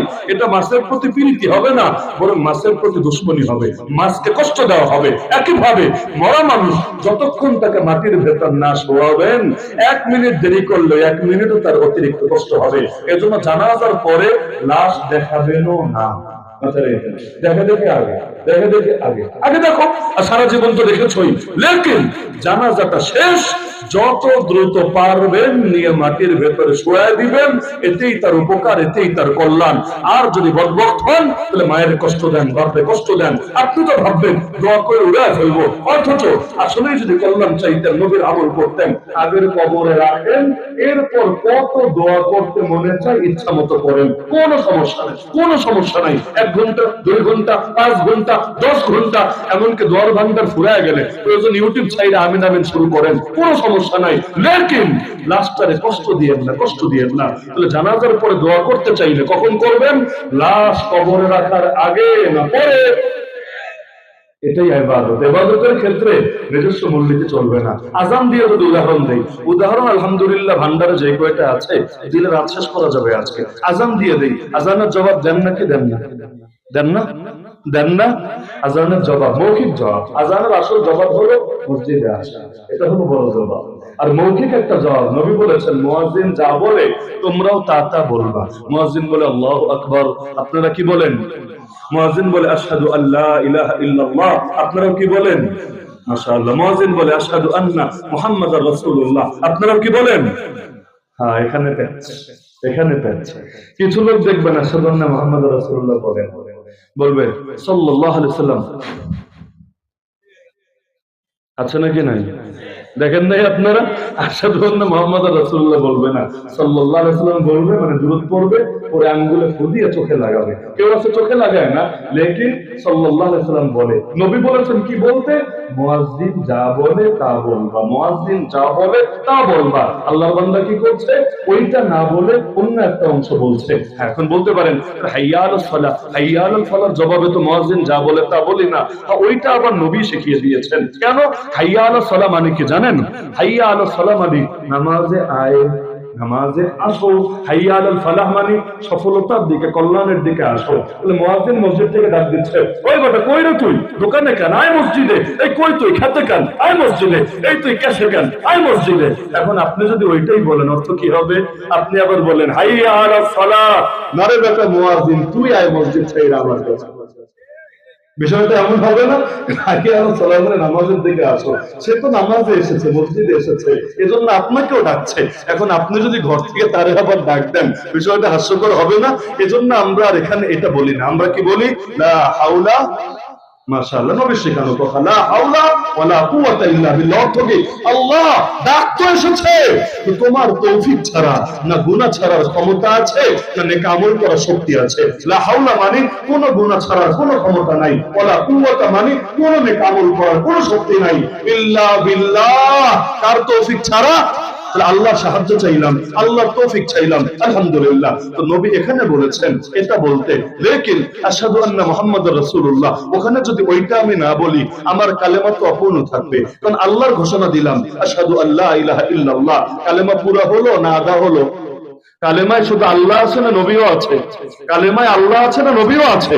তা আপনি তো অর্ধেক বললেন, আল্লাহর কথা বললেন, নবীর কথা বলবেন না?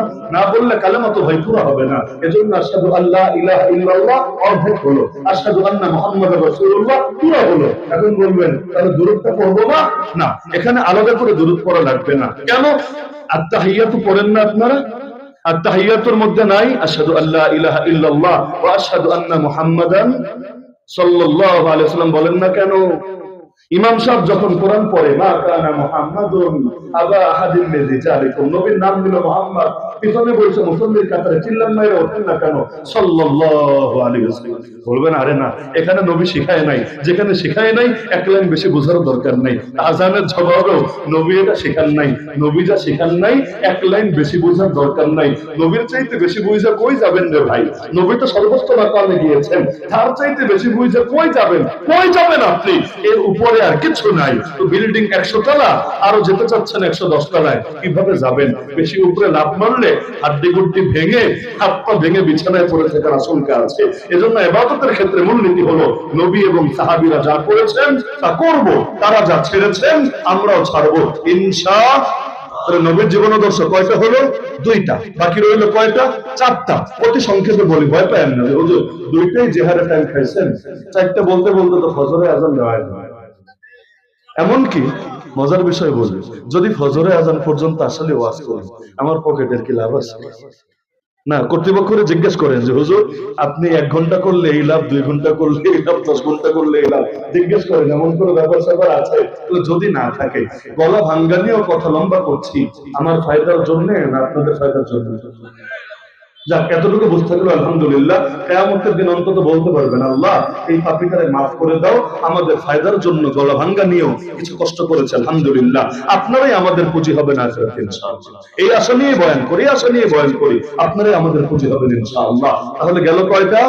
2টা। 3 নাম্বার হলো লেনদেন। আল্লাহ মাফ করুক, বহুত ভালো মানুষেরও লেনদেন ঠিক নাই। বহুত ভালো মানুষেরও লেনদেন ঠিক নাই। বিয়া করেছেন 40 বছর, বউয়ের মোহর দিচ্ছেন না দিয়া যদি মরেন কবরের মায়ের সামলাতে পারবেন? কিয়ামতের দিনে বউ যদি বিচার দেয় আল্লাহর কাছে, দিতেই তো পারে, বলবেন আমার বউ বিচার দিবে। আরে আজকাল বউরা ফেসবুকে যে হারে বিচার দিতে শুরু করে দিয়েছে।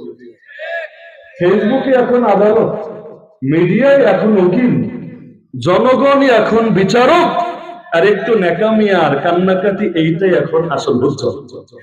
এই জামানায় দুনিয়াতেই ভাই স্বার্থ একটু এদিক সেদিক হলে 2 দিন আগের প্রেম প্রীতির পর সব গায়েব হয়ে বিচার শুরু হয়ে যায় কান্নাকাটির সাথে।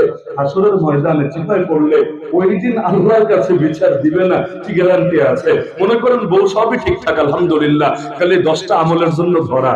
এখন চিন্তা করলো আরে জামাইয়ের কাছে তো আমার পাওনা আছে, আমার মোহরের টাকা তো দেয় নাই, ওইখান থেকে কিছু আমল নিয়ে নিলে তো আলহামদুলিল্লাহ, মাগনা তো দিতে কেউ রাজি হবে না। এখন বলবে আল্লাহ বিচার চাই, বিচার চাই। কিসের বিচার? এই যে আমার জামাইটা এমনি কিউটের দিব্যা মাশাআল্লাহ সবই ঠিক আছে, লেকিন আমারও তো ঠকাইছে, মোহরটা দেয় নাই। আল্লাহ এখন আর মোহর পেহন লাগবে না, টাকা পয়সা তো নাই, গায়ে জামাই নাই, পায়ে জুতাই নাই, কোনো কিছুই নাই। এমন কি ওই হালতের মধ্যে কি দিবে, কি দিয়ে বিনিময় দিবে? আল্লাহ আর একটু দেখি আমল মোটামুটি মাশাআল্লাহ ভালোই আছে, আমারে দিয়ে দেন, আমি সহজে সহজে জান্নাতে চলে যাই। তো এভাবে ধরলে উপায় আছে? তাহলে বউয়ের মোহর দিবেন নাকি দিবেন না? দিবেন নাকি দিবেন না? এমনি দিলেও ঠকবে। বলবেন দিলে ঠকবে কিভাবে? আরে ভাই টাকা পয়সা ছাড়ি এখানে মানুষের কথা। বিয়ে করছেন 1980-তে, বুঝছেন, অথবা 1990-তে, আজকে কত? 2025। বিয়েতে মোহর লিখছিলেন কত? 10,000, 20,000। ওই জমানায় জানি ধরলাম 50,000 লিখছেন, বড় লোকের 50,000 লিখছেন। 1990 50,000 আর 2025-এর 50,000 সেম, তাই না? আরে সেম। ওই সময় 50,000 মানে তো জমিদার, ওই সময় 50,000 মানে তো পায়ের উপর পা তুলে খাবে। আরে একটা সময় 2000-এর পরেও তো 8,000 টাকা দিয়েও ভালো গরু জবাই করা গিয়েছে। অথচ এখন গরুর মার্কেটে 8,000 টাকা দিয়ে গেলে, 8,000 টাকা নিয়ে গেলে ভালো ছাগলও জুটবে না কপালে। তাহলে দিনকে দিন তো টাকার মান পড়ছে, তো লিখেছিলেন যা বউরে তাই তো দিবেন, বেশি তো আর দেয় না। তাহলে 50,000 যদি দেন আজকে, তাও বউ ঠকবে না জিতবে? আসলেই ঠকবে, আসলেই ঠকবে, আসলেই ঠকবে, মিস নাই।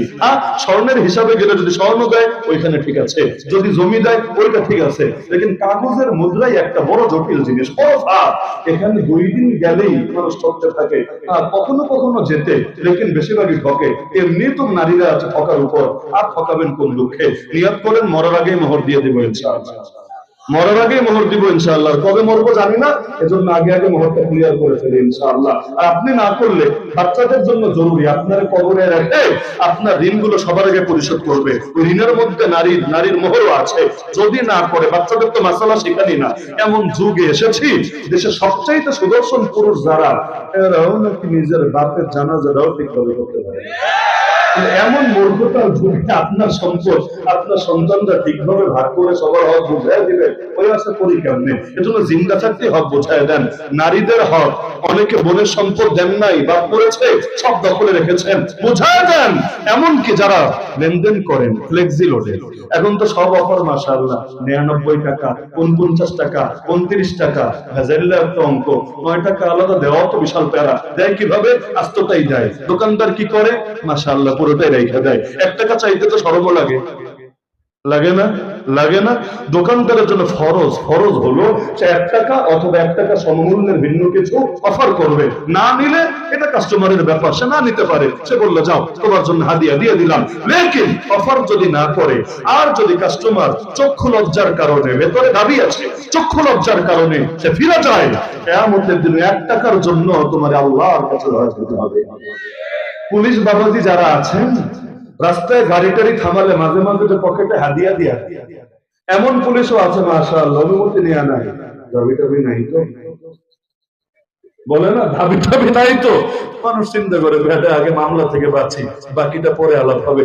বলে না স্যার আপনার জন্য তো কুল যেটাই দেওয়ার দরকার ছিল, কয়টা পয়সাই না দিলাম, কোনো দাবি নাই, কোনো দাবি নাই। তো ভেতরে দাবি থাকে নাকি থাকে না? এই মুখ দিয়ে যতই অনুমতি নেন, নবীর ফতোয়া মুসলমানের মাল কোনোদিনও হালাল হবে না তার দিল খুশি না থাকলে। মুখ বিষয় না, দিল খুশি না থাকলে লা ইয়াহিল্লু মালু মুসলিমিন মুসলিমিন ইল্লা বিতিবি নাফসি। সুতরাং নিয়ত করেন আমরা আমাদের লেনদেন ঠিক করবই করব ইনশাআল্লাহ।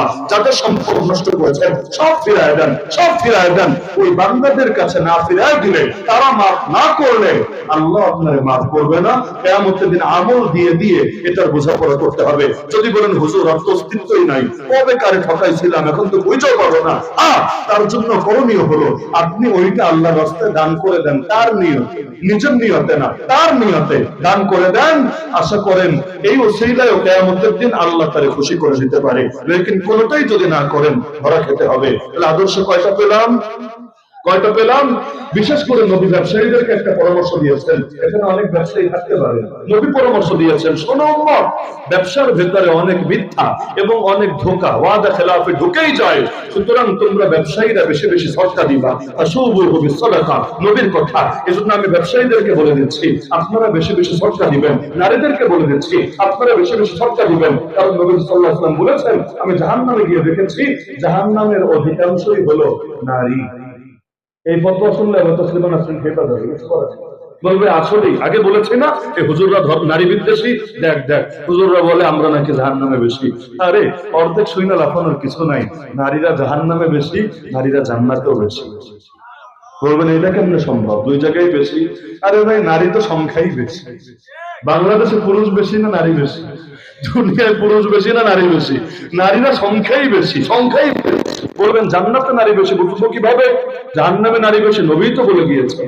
সাহাবী আবু হুরায়রা রাদিয়াল্লাহু তাআলা আনহু, তাকে প্রশ্ন করা হলো, আচ্ছা জান্নাতে পুরুষ বেশি যাবে না নারী বেশি যাবে? তিনি বললেন, আমি নিজের কোনো মত বলছি না, তোমাকে একটা হাদিস শোনাচ্ছি, বাকিটা তুমি বুঝা নিও। তোমাকে হাদিস শোনাচ্ছি, বাকিটা তুমি বুঝা নিও। তিনি শোনালেন, আল্লাহ রাসূলকে আমি নিজ কানে বলতে শুনেছি, নবীজি সাল্লাল্লাহু আলাইহি ওয়াসাল্লাম বলেছেন, মানুষ যখন জান্নাতে ঢুকবে, ঢোকার পরে না, যখন জান্নাতে ঢুকবে তাদের প্রত্যেকের সঙ্গে 2টা কইরা বউ থাকবে। কয়টা? পুরুষ কয়টা? একটা। জান্নাতে ঢোকার সময়, ঢোকার পরের কথা বলছি না, পরে হলে তো হুরই থাকবে। আল্লাহ সর্বনিম্ন 72টা হুর আপনাদেরকে দিয়ে দেবে ইনশাআল্লাহ। ওইটা তো পরে আলাদা, এখনো ঢুইটা সারে নাই, ঢুকতে যাচ্ছে। ওই মেহমান গেলে মেহমানের সাথে আশপাশে লোক থাকে না? এই যে আমি মাহফিলে আসলাম, আমাকে রিসিভ করে আশপাশে আপনারা থেকে থেকে এখানে এনেছেন না? তাহলে এক বেটা যখন জান্নাতে ঢুকবে, তার সঙ্গে মহিলা কয়জন থাকবে? তারা কি জান্নাতি নারী না দুনিয়ার নারী? আরে জান্নাতি নারী তো জান্নাতে ঢোকার পরে, ঢোকার পরে, এখনো তো ঢোকে নাই, ঢুকতে যাচ্ছে। এই দুইজন নারী কোন জায়গার নারী? দুনিয়ার নারী। বিয়ে তো করলাম একটা, এক বউ নিয়েই বাঁচি না, আর আপনি বলছেন যাওয়ার সময় দুইটা থাকবে। এটা তাহলে কিভাবে হবে? এটা কিভাবে হবে? দুনিয়াতে বিয়ে একটা করেন, সমস্যা নাই। বহুত নারী বিয়ে ছাড়াই কবরে যায় কিনা, অথবা বহুত নারী এমন আছে কিনা যাদের স্বামী চিরস্থায়ী জাহান্নামী, চিরস্থায়ী জাহান্নামী হয়ে গিয়েছে, সে আর জান্নাতে যেতে পারছে না, এমনটা হবে কিনা? ওই নারীদেরকে কি আল্লাহ সঙ্গী ছাড়া রাখবেন? না। তাহলে বলবেন আল্লাহ মনে হয় পুরুষ হুর দিবে। এই আর এক গাঁজাখড়ি ফতোয়া কিভাবে আছে? অনেকে বলে জান্নাতে নাকি পুরুষ হুর থাকবে। আরে হুর শব্দের অর্থই তো মহিলা। আল হাওরা আল্লাতী ইউহারু ফিহা ফারজ। হাওরা শব্দের বহুবচন হলো হুর। হুর মানে হলো এমন নারী যাকে দেখলে চোখ কাশি খায়া যায়, এমন সুন্দর, দৃষ্টি যেন তার থেকে সরতে চায় না। হুর অর্থই নারী। আপনি যদি বলেন জান্নাতে পুরুষ হুর থাকবে, এই রে ভাই, এটা আবার কেমন কথা হলো যে জান্নাতে মোহাম্মদ জরিনা বেগম থাকবে? এটা কিভাবে সম্ভব? পুরুষ আলাদা, নারী আলাদা, পুরুষ আলাদা, নারী আলাদা। তাহলে কোন হুর পুরুষ হবে? কোন পুরুষ হবে? তাহলে যাদের স্বামী নাই তারা কি জান্নাতে সঙ্গে পাবে না? পাবে। আল্লাহ তাহলে অন্য কারোর সাথে যুগল মিলাই দিবে, সেখানে একাকিত্বের কষ্ট করতে হবে না। বলবেন একা থাকলে কষ্ট পাবে, আপনি বুঝলেন কিভাবে? আপনি জান্নাতে গেছেন না? আমি যাই নাই, আমার বাবা গিয়েছেন। আব্বা আদম আলাইহিস সালাম, তিনি যখন জান্নাতে ছিলেন প্রথমেই বউ ছিল এমন না, কিন্তু তার দিলে বড় কষ্ট ছিল। জান্নাতে এত খাবার, এত আরাম, এত মজা, তাও দিলটা খালি খালি লাগে, কি যেন নাই, কি যেন নাই, কি যেন নাই। এখন যে ছেলেরা বিয়ে করে নাই, ওদের দিলের যে হালত, এইরকম এক পরেশানি ছিল। সব আছে, তবুও কি যেন নাই, কিন্তু এটা বুঝতে পারছেন না কি যেন নাই। হয় না অনেক সময়? কি জন্য সমস্যা এটা ধরা যাচ্ছে না। আমার আছে এই রোগ। খাবারে যদি কোনো কিছু ত্রুটি থাকে আমি বুঝি, খাবারটা কোনো কারণে মজা হয় না, কিন্তু আসলে ঠিক কি কারণে মজা হয় নাই এটা অনেক সময় মাথায় বুঝে আসে না। মানে কোন মশলাটা কম হয়েছে, কোন জিনিসটার মধ্যে ঘাটতি আছে, এটা বুঝে আসে না। তো আমি জিজ্ঞেস করি কিছু একটা কম আছে, কি কম আছে আমি বলতে পারছি না, কিছু একটা কম আছে। এখন তার জান্নাতে সব ভালো লাগছে, কিন্তু একটা কষ্ট আছে। এক রাতে ঘুমালেন, বলবেন জান্নাতে আবার ঘুমায় নাকি? হ্যাঁ, আগে ঘুমাতো, কিয়ামতের পরে আর ঘুমাবে না, আগে ঘুমাতো। ঘুম হয় তার, মরণ হয় যার, ঘুম হয় তার, মরণ হয় যার। কিয়ামতের পর আল্লাহ মরণকে জবাই করে দিবেন, আর কারো মরণ হবে না। কিন্তু আগে যেহেতু মৃত্যুর ধাপ বাকি আছে, এজন্য আগে জান্নাতে ঘুম হতো। এক রাতে ঘুম হয়েছে, আল্লাহ তার বাম পাজরের একটা হাড় নিয়ে সেখান থেকে হাওয়া আলাইহিস সালামকে তৈরি করেছেন। ঘুম থেকে উঠে তিনি অবাক, আর এইটাকে আল্লাহ জানিয়ে দিলেন তোমার বাম পাজরের হাড় থেকে তোমার জীবন সঙ্গিনী তৈরি করে দেওয়া হয়েছে। এজন্য আল্লাহর দোয়া করবেন, আল্লাহ আমি তো আছি, আমার বাম পাজরের হাড় তো একটা কম আছে, আল্লাহ তাড়াতাড়ি আমার হাড় আমারে মিলাই দাও। আলহামদুলিল্লাহ। পাপের দুনিয়ায় পাপ থেকে বাঁচতে চাইলে হাড় সব ঠিকঠাক থাকা লাগবে। সুতরাং হাড় আমারে মিলাই দাও। এমনকি নবী বলেছে নারীরা যেহেতু পাজরের হাড় থেকে তৈরি, পাজরের হাড় সোজা আনে একটু বাঁকা। পাজরে হাত দিয়ে দেখেন, পাজর বুঝেন তো, পাজরের হাত সোজা না একটু বাঁকা?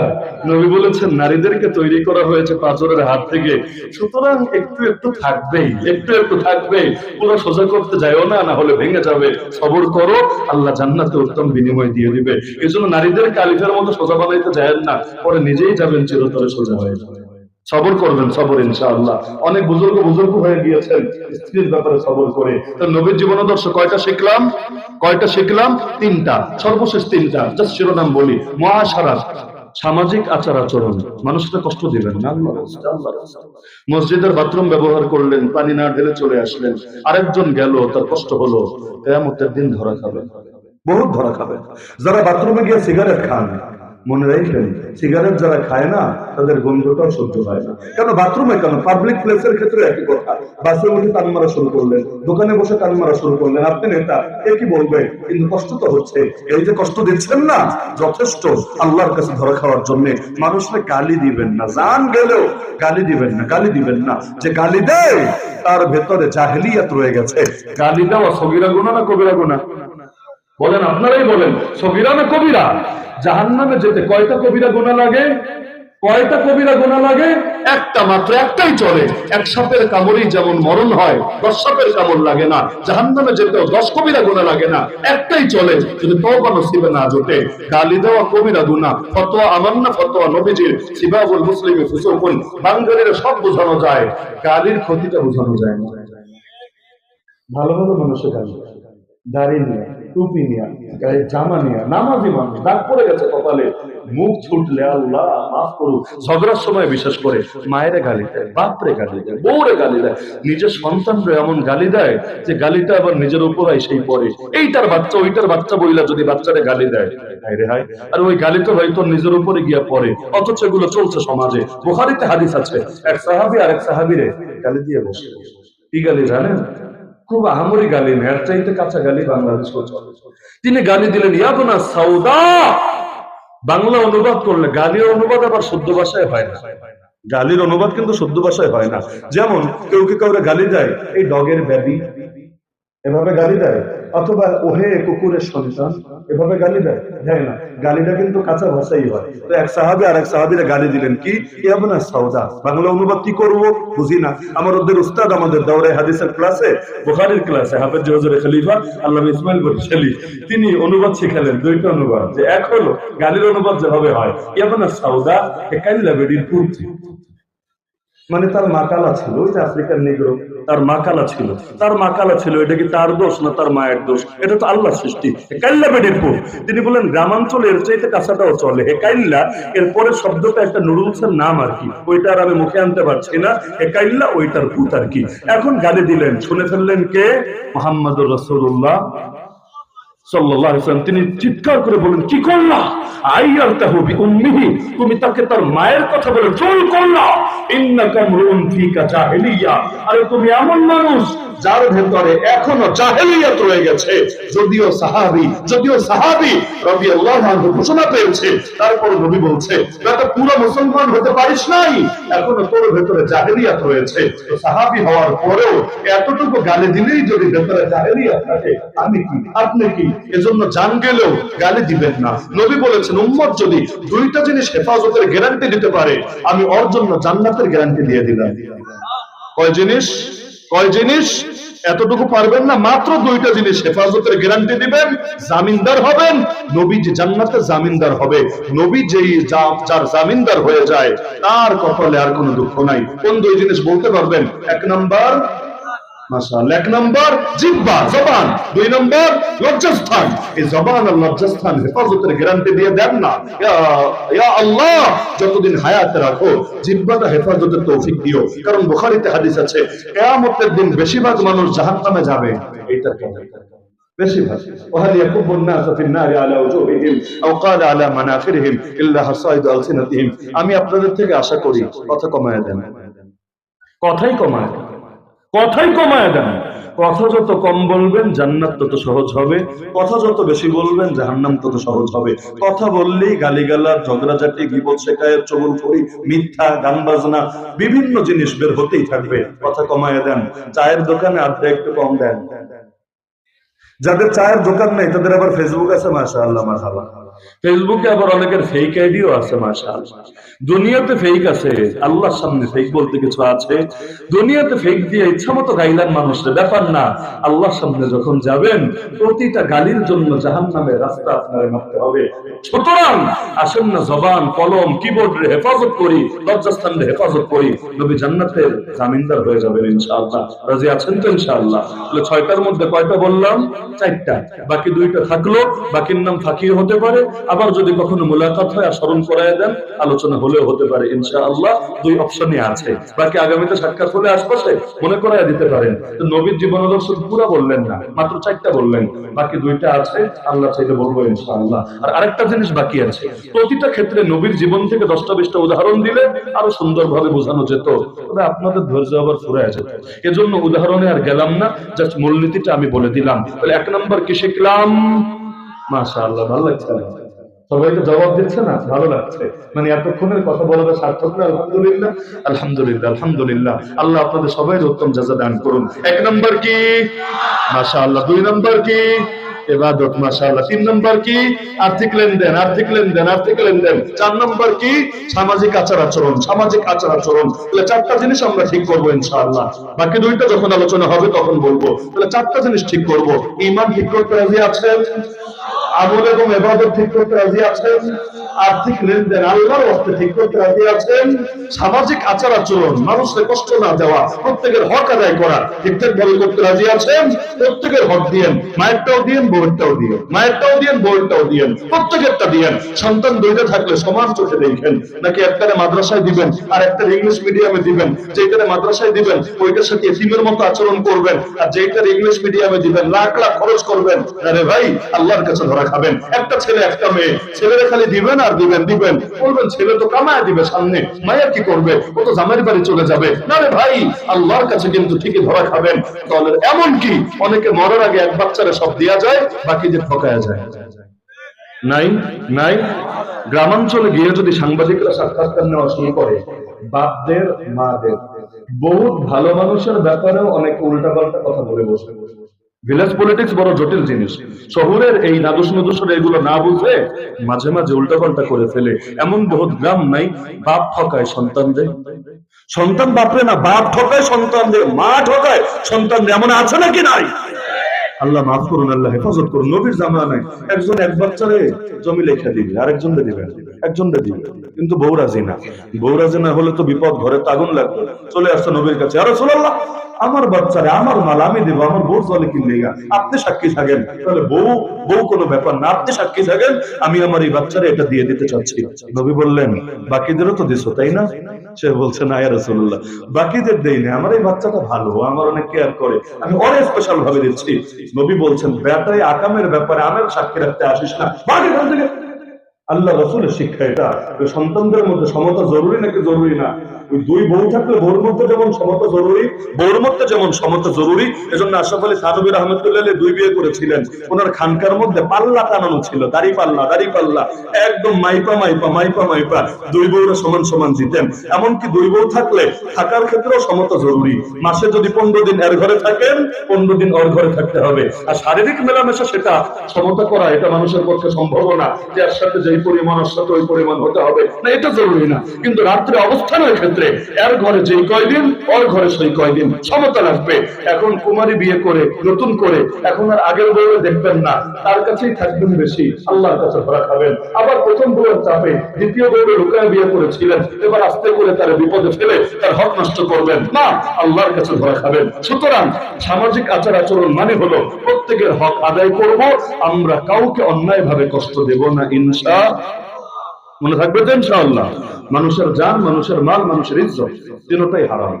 মানুষের জান, মানুষের মাল, মানুষের ইজ্জত। অনেকে জান নষ্ট করে না, মাল নষ্ট করে না, ইজ্জত নষ্ট করতে তো বাধেই না। বিশেষ করে ফেসবুকের যুগে কখন যে কারে উঠাবে, কখন যে কারে নামাবে, মাথায় নিতেও সময় লাগে না, পায়ের নিচে ফেলতেও ভাই সময় লাগে না। আজীব এক জামানা, আজীব এক জামানা। কিন্তু মাথায় রেখেন, আজকে আরেকজনের লুঙ্গিতে টান মেরে খুলে দিচ্ছেন, মরার আগে আল্লাহ আপনার লাঞ্ছিত করে ছাড়বেন। হাদিসে আছে, এটা আমার কথা না। কেউ যদি অন্য কারো গোপন দোষ প্রকাশ করে তাকে লাঞ্ছিত করে, গোপন দোষ, গোপন যেটা গোপন রেখেছেন কে? গোপন রাখেন কিন্তু আল্লাহ, পাপ কিন্তু আল্লাহ গোপন রাখেন। না হলে আমাদের কার পাপ নাই, কার নাই। পাপের যদি গন্ধ থাকতো, মানুষ গন্ধ অতিষ্ঠ হয়ে লাথি মেরে সমাজ থেকে বের করে দিত। আল্লাহ সাত্তার, পাপে আড়াল করে রাখেন। এখন সে যেটা প্রকাশ করে দেয় অন্যায় ভাবে, তাহলে সে আরেকজনকে লাঞ্ছিত করেছে না? নবী বলেছেন, ও যদি ঘরের কোনায় লুকায় থাকে, বাইরে যাব না, ঘরের কোনায় লুকায় থাকে, আখিরাত তো আখিরাত, দুনিয়াতেই মরার আগে আল্লাহ ওরে লাঞ্ছিত করে ছাড়বেই ছাড়বে। এখানেই শেষ না, যেই পাপ নিয়ে সে আরেকজনকে লাঞ্ছিত করবে, মরার আগে ওই পাপে সে নিজেও আক্রান্ত হবেই হবে। এটা আমার কাছে ভয়ঙ্কর লাগে, আগেরটা চাইতে এটা ভয়ঙ্কর লাগে। আপনি যেই পাপ নিয়ে আরেকজন ইজ্জত নষ্ট করলেন, আল্লাহ আপনারও ওই পাপে শাস্তি, এটা তার শাস্তি, এটা তার শাস্তি। এজন্য সামাজিক আচার আচরণ, বান্দার হক সামলায়েন। আল্লাহর হকের চাইতে অনেক সময় বান্দার হকের গুরুত্ব আল্লাহ বেশি দিয়ে দিয়েছেন। সামলায়েন বান্দার হক। নবীরে গালি দেওয়ার আল্লাহর গালি দেওয়া, এখানেও মাসালায় তারতম্য আছে। নবীরে গালি দিলে সাজা কঠোর, এমনকি অনেক ইমামের মতো তওবাও কবুল না, তওবাও কবুল না। বান্দার হককে আল্লাহ তাআলাই অনেক ক্ষেত্রে বেশি গুরুত্ব দিয়েছেন। এজন্য বান্দা মাফ না করলে আল্লাহ মাফ করবে না। তো মানুষের জান নেওয়া যাবে না, মানুষের মাল নেওয়া যাবে না, মানুষের ইজ্জত অন্যায় ভাবে, বারবার শব্দটা বলছি, ন্যায় ভাবে আবার অবশ্যই নষ্ট করা যাবে, কোনো সন্দেহ নাই। না হলে তাব্বাত ইয়াদা আবি লাহাবি ওয়া তাব পড়লে তো আবু লাহাবের ভাই ইজ্জত কমে। ওয়াকালা ফিরআউন যারুনি আক্তুল মুসা বললে ফিরআউনের তো ইজ্জত কমে। আমাদেরকে যারা জেলে ঢুকিয়েছে আর এখন জামাই বাড়ি গিয়ে লুকায় আছে, ওদের বদনাম করলে ওদেরও তো ইজ্জত কমে। তো এখন এই ইজ্জত কমাগুলো, এগুলো হলো ন্যায় ভাবে, ন্যায় ভাবে, লেকিন অন্যায় ভাবে কোন মুসলমানের ব্যক্তিগত দোষ প্রকাশ করে তাকে লাঞ্ছিত করলে খবর আছে। এই 4টা গুণ হাসিল করবেন তো ইনশাআল্লাহ। শেষবারের মতো আবার জিজ্ঞেস করি, 1 নম্বর গুণ, মাশাআল্লাহ আমার দিলটা আনন্দে ভরে যাচ্ছে। 2 নম্বর গুণ, 3 নম্বর গুণ, 4 নম্বর গুণ, আল্লাহ আপনাদের প্রত্যেককে তালিবুল ইলম হিসেবে কবুল করে নিন। যে ব্যক্তি ইলমের তলবে বের হয় আল্লাহ তাআলা তাকে জিহাদে থাকার সওয়াব দিয়ে দেয়। নবীর হাদিসে আছে মান খারাজা ফি তালাবিল ইলম ফাওয়া ফি সাবিলিল্লাহ হাত্তা ইয়ারজিআ। এমনকি ঘরে ফেরার আগে মরলে আল্লাহ শহীদের সওয়াব দিয়ে দেয়। গর্তের পিঁপড়া থেকে সমুদ্রের মাছ আপনাদের জন্য এখন দোয়া করছে। ফেরেশতা, আসমানের ফেরেশতা আপনাদের জন্য ডানা বিছিয়ে দিবে। কি কপাল আপনাদের, সুবহানাল্লাহ। আমি মনে করি প্রতিটা মাহফিল যদি এরকম ইলমের একটা ক্লাসে পরিণত হয়, এই বাংলাদেশ পাল্টে যেতে সময় লাগবে না ইনশাআল্লাহ। ওই গাজাখুরি আলাপ, ভিত্তিহীন কেচ্ছা কাহিনী, ওগুলো বাদ দিয়ে প্রতিটা মাহফিল যদি একটা পাবলিক ক্লাস, প্রাইভেট ক্লাস তো হয় আমাদের মাদ্রাসার অভ্যন্তরে, পাবলিক ক্লাসে পরিণত হয়, এই বাংলাদেশ বদলাতে সময় লাগবে না ইনশাআল্লাহ। আলহামদুলিল্লাহ এখন আলোচকদের মধ্যে পরিবর্তন আসছে, আপনাদের ভেতরে পরিবর্তন আসছে। আমি তো আরিফ বিন হাবিব ভাইকে মাঝে মাঝে বলি, আল্লাহ আপনার দ্বারা বাংলাদেশ আলোচনার জগতে একটা বিপ্লব ঘটাবে। হাদিসের ক্লাস আগে হতো তাওরে হাদিসে মিশকাতে, এখন আপনি যেখানে যাচ্ছেন মাঠের মধ্যে হাদিসের ক্লাস হচ্ছে। এরকম আরো বহু তরুণ আলেম আছে এবং তারুণ্যের মধ্যে বিপ্লব ঘটছে। তাকায় দেখেন কয়জন মুরব্বী আর কয়জন তরুণ। কষ্ট দেওয়ার জন্য বলছি না আমি কাউকে, তো তাকায় দেখেন কয়জন মুরব্বী আর কয়জন তরুণ, দেখেন না? তাহলে এই যে তারুণ্য জেগে উঠেছে, এখান থেকে কিছু বোঝে আসে কিনা? এই তারুণ্যই সমাজের মেরুদণ্ড। এই তরুণদের হাত ধরেই আগামীর বাংলাদেশে কালেমার পতাকাও পথ করে উঠবে।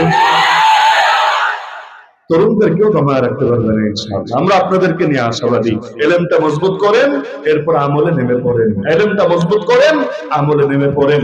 বিজয় আমাদেরই হবে ইনশাআল্লাহ। সবাইকে তৌফিক দান করুন। কষ্ট করে যান। এই দীর্ঘ রাত পর্যন্ত মাহফিল শুরু হয়েছিল 16 অক্টোবর, এখন হয়ে গেছে 17 অক্টোবর। রাত 12টা পার হলে তারিখও তো চেঞ্জ হয়। 2 দিন ব্যাপী যারা ওয়াজ শুনলেন, আল্লাহ আপনাদের সবাইকে দুনিয়া এবং আখিরাতে সর্বোত্তম জাযা দান করুন। আমিন। ওয়া আখিরু দাওয়ানা আলহামদুলিল্লাহি রাব্বিল আলামিন। সবাই দুরূদ শরীফ পাঠ করে